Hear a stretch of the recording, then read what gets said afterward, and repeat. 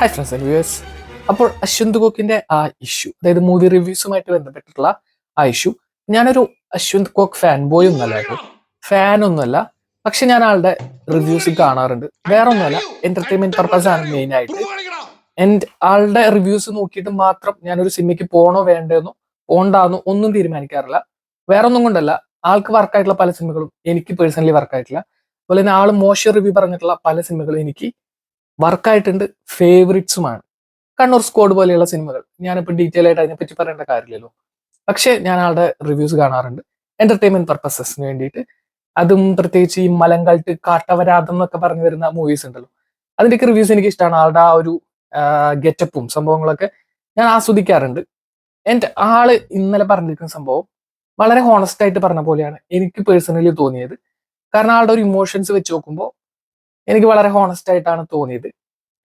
And one more thing, ആൾ കുറച്ചും കൂടിയൊക്കെ ഒരു ഇത് കാണിക്കണം എന്നാണ് എനിക്ക് തോന്നിയത്. കാരണം ഇതിപ്പോ എന്താ പറയാ, ആ പണ്ടത്തെ FFCയിലൊക്കെ കിടന്ന് കളിക്കുന്ന ഒരു തുള്ളി കളിക്കുന്ന ഒരു കുഞ്ഞിപ്പുഴു, ആ ഒരു ലെവലിലേക്ക് ആൾ പോയോ എന്ന് എനിക്കൊരു ഡൗട്ട് ഉണ്ട്. കാരണം ആൾ കുറച്ചും കൂടിയൊക്കെ, ഞാൻ പലപ്പോഴും കാണാറുണ്ട് സോഷ്യൽ മീഡിയയിലൊക്കെ അശ്വന്ത് കോക്കിന്റെ റിവ്യൂ വരട്ടെ എന്നുള്ളതൊക്കെ കാത്തിരുന്ന് അതൊക്കെ കമന്റ് ഇടുന്ന പലരും കാണാറുണ്ട്. അതിന് കിട്ടുന്ന ലൈക്കും ഞാൻ കാണാറുണ്ട്. അപ്പോ ആൾക്കാർ അതിനു വേണ്ടി വെയിറ്റ് ചെയ്യുന്നുണ്ട്, ഇല്ലാന്ന് ഞാൻ ഒരിക്കലും പറയുന്നില്ല. ആൾക്ക് ആളുടേതായ ഫാൻ ബേസും ഉണ്ട്. അല്ലെങ്കിൽ ആളുടെ റിവ്യൂസിന് അതിൻ്റെതായുള്ള ഒരു കൾട്ട് ഫാൻ ബേസ് എന്നൊക്കെ പറയാവുന്ന സംഭവമുണ്ട്. ഈ വീഡിയോയിൽ മാത്രമാണ് എനിക്ക് അങ്ങനെ തോന്നിയത്. എന്നാലും ആ ഒരു കുഞ്ഞിപ്പുഴു, FFC കുഞ്ഞിപ്പുഴു എന്നുള്ള ഒരു ലെവലിൽ നിന്ന് ആൾ കുറച്ചും കൂടി ഉയരണം. ഞാൻ മോനെ FFC കുക്കുച്ചയൊക്കെ, ഞാൻ പഴയ കൾട്ട് മെമ്പർ, അതിലൊക്കെ അതൊക്കെ ഒരു കാലം.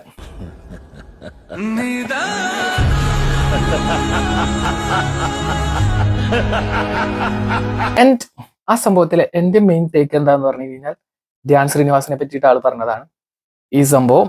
ഈ നിമിഷം അവർക്ക് എന്റെ ധ്യാൻ എത്ര പടം ഞാൻ ധ്യാനെ പറഞ്ഞടാ, ഇന്ന് വരെ ആ മനുഷ്യൻ എന്റെ ധ്യാൻ കുട്ടൻ. Yeah man, I am a Dhyan Sreenivasan fan boy, no doubt in that. ഞാൻ ആളുടെ ഡൈ ഹാർട്ട് ഫാൻ ബോയ് ആണ്, പ്രത്യേകിച്ച് UK എത്തിയതിനു ശേഷം. Is a stress buster. So my take in this issue is just this: Dhyan Sreenivasan. എടാ, ധ്യാനെ പോലെ കാണണം നീ 10 അല്ലടാ 100 ജന്മം ജനിച്ചാൽ നീ പറ്റില്ല. Because Dhyan is the son of the greatest Sreenivasan sir. മനസ്സിലായോ?